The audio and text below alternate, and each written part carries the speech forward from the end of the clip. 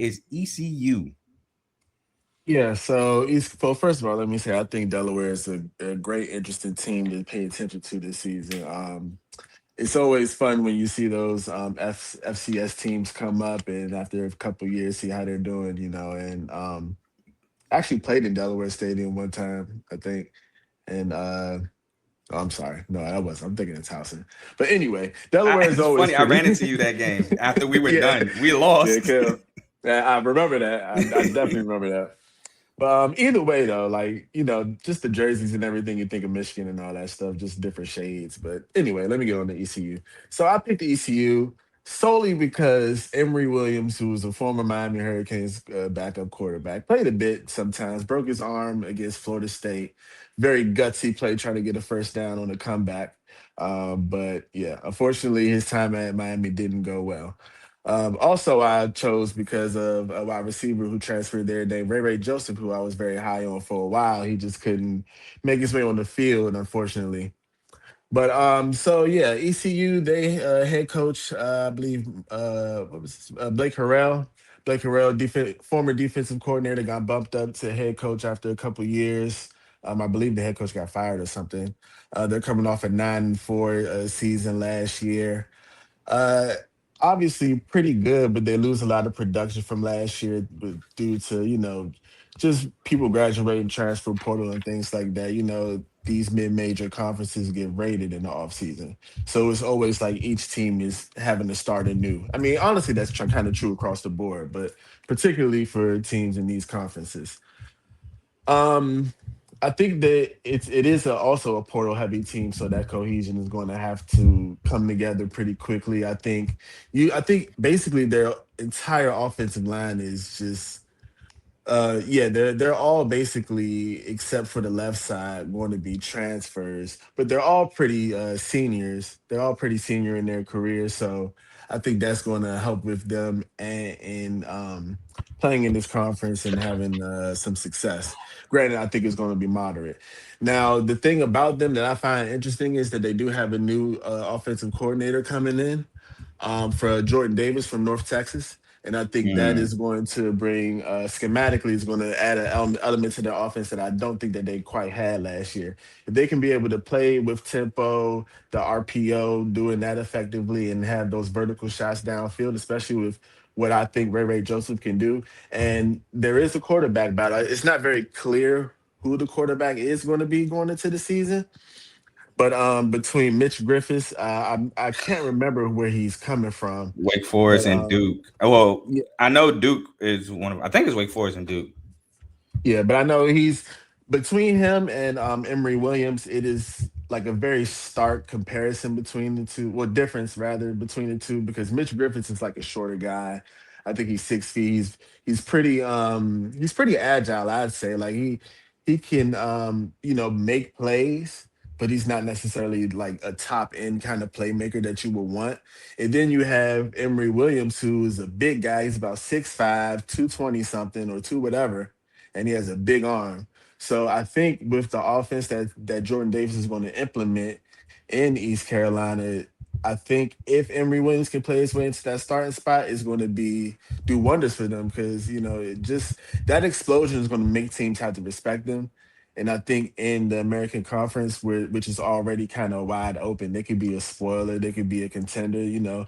There's going to be upsets in these conferences, so these games can they can go either way at the drop of a dime. Again, Blake Harrell, head coach, is still going to be doing things on the defensive side. He plays like a multiple kind of defense, so they get a lot of looks. The defense hasn't been like super elite or anything like that, but they've been pretty stable here and there at times. I think as long as they can do that, I think that it's like if they're not giving up 30 points a game, I think they're probably going to be good. I think a lot of this team is going to come down to the offense and how that kind of gels. By They the do way, have some momentum. my Yeah, fault. Blake, not Blake Harrell. Miss Griffiths was Wake Forest and Texas Tech. My fault. So not Duke. Texas Tech. Well, either way, we know he didn't really play, right? Yeah. Yeah. Now, well, let's just get into the schedule. Now, I do think that they have some momentum coming off of last year. They were a bowl team. I believe they won their bowl. Yeah, they played Pittsburgh in the Military Bowl, Never betting 23-17. Pitt again in a bowl Hey, game. man, it is a hard lesson to learn, brother. Hard lesson to learn. But where did I have this scheduled? Yeah, that game was Yeah, so atrocious. they usually are, unfortunately. Okay, so we have them starting off the season at Alabama. So obviously, talent gap. You know, you got Keelan Russell. That's probably going to be his coming out game, maybe a bit. He might abuse them boys a little bit, unfortunately. So I think that's definitely going to be a L, even though Alabama's not Alabama anymore. So on to the next week, we have App State at home. I have that as a win, and I have that as a win because of the home field advantage I believe that ECU would have. It's a bit of a rivalry game.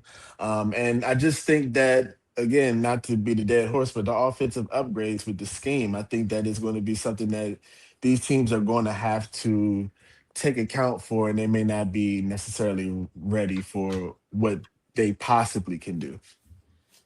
Now, next we have a tricky one. We have Old Dominion on the road, Ooh. and I had that as an L. I just think that Old Dominion is a very physical program. They're a very consistent program. I think this is just one of those perfect spots that ECU is going to have an early stumble. They may not be able to play up to their opponent that week. Then next they have North Carolina Central at home. Obviously, there's going to be a talent advantage, probably a depth advantage as well. It's just two different leagues, so I'm giving them the win there. Then we have what I believe is their American Conference home opener versus Rice. Rice is in the That's American yeah, Conference, that's right? Yeah. American. Yeah, so I'm not super huge on Rice. I think Rice is a decent program, but like any decent program in these conferences, there'll be ups and downs, and I think ECU is just going to be a tad bit of a better team this year and probably more explosive. Next, we had at UAB. I think this is a very winnable road game for them. I think that as long as the quarterback play is steady and the defense is holding decently strong, I don't think that they should have any issues with the team. Now, next, another road game. We have them at Memphis. I think Memphis is going to be another one of those tough teams in the league. I believe they have a lot of turnover, right? Yeah, they do. They got Like new head like coach coach, Charles Huff, yeah, new quarterback Ryan Silverfield left for Arkansas. So yeah. So that's a lot to deal with. Even though I will say though, I did give them the loss just because I do think that maybe pedigree of a program, I think Memphis might be a bit better.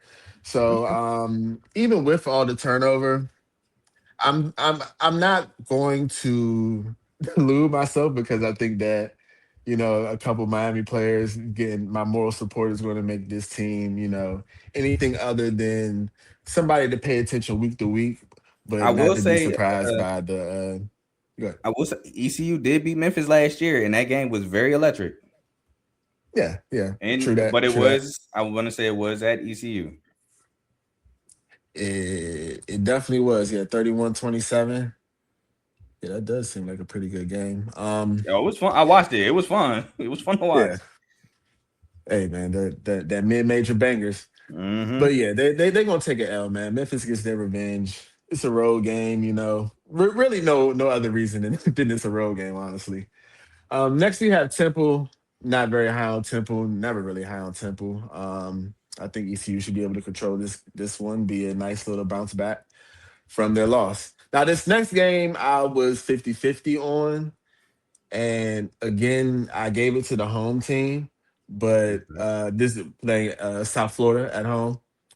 Uh, I think Brian Hartline is going to bring a lot to South Florida. I think that they also lose a lot, losing basically a lot of their team to Auburn. However, yeah, I do think ECU is going to win this one. And I think that's just going to be from a home field advantage. Hmm. Next, we have at Charlotte, the Charlotte 49ers. I believe this is also a rivalry game. If it's not, I'd be very surprised. Um, I think ECU is just a better team here. And I think they may not handle Charlotte, but I think that they'll definitely end up with the win there. I don't think that's a rivalry game. Um, I'll try to think about it, but I don't like when they play each other. I don't hear like, oh, ECU Charlotte battle for a certain. But I can Google it real quick. yeah, I mean, I'm just assuming just because of geography, to be honest. Yeah, no, it do make Nothing sense. beyond Same that. conference, same state. Yeah, or if it isn't, maybe hopefully this year could be a classic and it starts one. Who knows? Um, but then I had them going up against Army. I think this is a bad matchup for them. I think Army is a very physical team. And I think Army is a very good team this year. The option is always going to kill teams, and I think the discipline that you have to have for that. I think if this ECU team had the discipline to shut down the option, I think they would probably, win in Memphis or, any of these other teams that I thought that they would lose to. So obviously I would have that as an L. Then I have their final game at Florida Atlantic. I have that as a win. You know who at Another home FAU? game. I'm sorry. Yeah, you said what? You know who at FAU? I don't. Who is that for you? Caden Veldkamp, former Western Kentucky quarterback. He did lead the country in interceptions though with 17 last year. Yeah, I'm I like gunslingers like everybody, but I don't know. But yeah, I'm giving them the win there, man. I just think that they'll have a decent season. Actually, pretty much a similar season to last year. I think they'll be a bowl team. I think they'll go 8-4 in the regular season and possibly win their bowl game, man. I think a decent season is ahead of them. Yeah, nah, I'm not mad at that pick. I know ECU got picked apart, like you said, and random tangent about what you said. People love to complain about the group of five not being able to compete, but love to, pluck from these group of five schools. Like, oh, they don't got Absolutely. Y'all, I mean, y'all look at taking the everybody. SEC. Look at the SEC this year. How many head coaches have they Man, swapped Golish, or just gotten Silverfield? like, man? For People can sure. say those things, but I think that one, it's good when I think it's good when players and coaches from these conferences can go to other places because it For kind sure. of keeps the wheel rolling with good people coming in and out and keeping fresh faces. Because realistically, we can't expect these people to be there for 10 years. You know what I mean? Like some people, these are jobs for people. Yeah. Some people really don't like where they're living, or what I Mm-hmm. mean. The kids don't like it. There's so many factors Want that more go money, into. Yeah, man. It's so many factors that go into why somebody is where they are, and want natty, uh, prestige, all that, yeah, bro. man. Yeah. Sure. Like all these guys are competitors. Everybody wants to Mm-hmm. get to the top, and the top isn't East Carolina or Liberty or Memphis For or sure. You're those absolutely are correct. not no disrespect to those programs at all, but Nah, that's but just what it is. you're not winning a natty at these schools. Like you're Yeah, just not, yeah, or you're not getting top dollar at yeah. these schools. So You all are fighting for one spot, and that or two spots, and those two spots are to get dogged. you know. I ain't gonna go that far. I mean, like, you not I mean, none of my group of usually to five. get You not, dogged. I you know. ain't, you ain't I love wrong. them. I Yeah, you're love them, not but wrong so I'm just far. saying. You're not wrong so far though. Yeah, You aren't wrong so far, they're not but no, all you're gonna get right. dogged eventually, but You're right though. I just right hate that now. narrative of these schools can never compete, but we're gonna pluck all their best talent from them and take Yeah. them to the power forward, mixing in with all these great recruits, and then blame them for not being able to compete. It's like, bro, y'all taking the time. But God forbid when the Texases of the world come around and pluck their players, and then it's a problem. Yeah, The hypocrisy it's is crazy. definitely so. But definitely ECU. I like to pick, man.